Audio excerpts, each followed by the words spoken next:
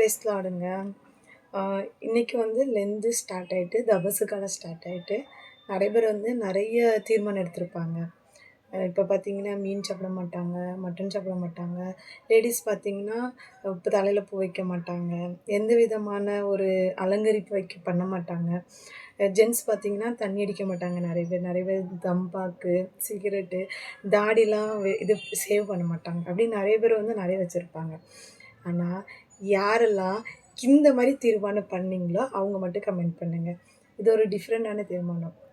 நான் சின்ன பிள்ளையா இருக்கும்போது, எங்க பாட்டி வீட்ல இருக்கும்போது, எங்க பாட்டியும் நானும் இந்த லென்த்து காலத்தில வந்து எல்லா நாளும் வந்து 5 மணி ஜெபம் நடக்கும். ஆனா, எங்க ஊர்ல வந்து இந்த லென்த்து காலத்துலயும் ஜெபம் இருக்கும். எல்லா நாளும் உண்டு.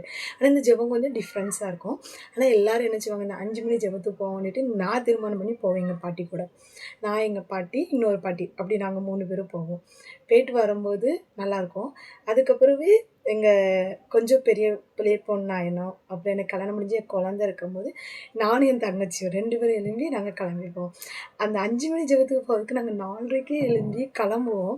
கிளம்பி அந்த ஜெபத்துக்கு போவோம். போயிட்டு வரும்போது பார்த்தீங்கன்னா, அந்த நம்ம காலையில அந்த சூரியன் வந்திருக்குல்ல, கொஞ்சம் உதிச்சு அந்த லைட்டு, அந்த குருவியோடைய சத்தம் எல்லாத்தையும் கேட்டுட்டு வீட்டுக்கு வருவோம். அது ஒரு டிஃப்ரெண்ட் ஒரு ஃபீல் இருக்கும்.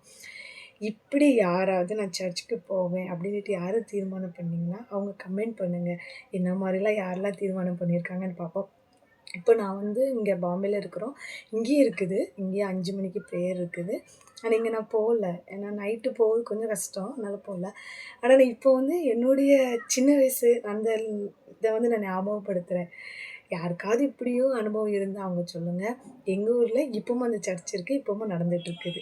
அந்த ஆசீர்வாதம் பெற்றவங்க, அந்த டைம்ல உள்ள ஆசீர்வாதம் ரொம்ப ஒரு கிருபை வந்து ரொம்ப நல்லாருக்கும். ஒரு ப்ரெசன்ட் வந்து ரொம்ப நல்லா நான் மிஸ் பண்ணுதேன். அதே மாரி இப்பவும் நாங்க போயிட்டுருக்கோம் அப்படின்றவங்க மட்டும் கமெண்ட் பண்ணுங்க. ஓகே. பாய்.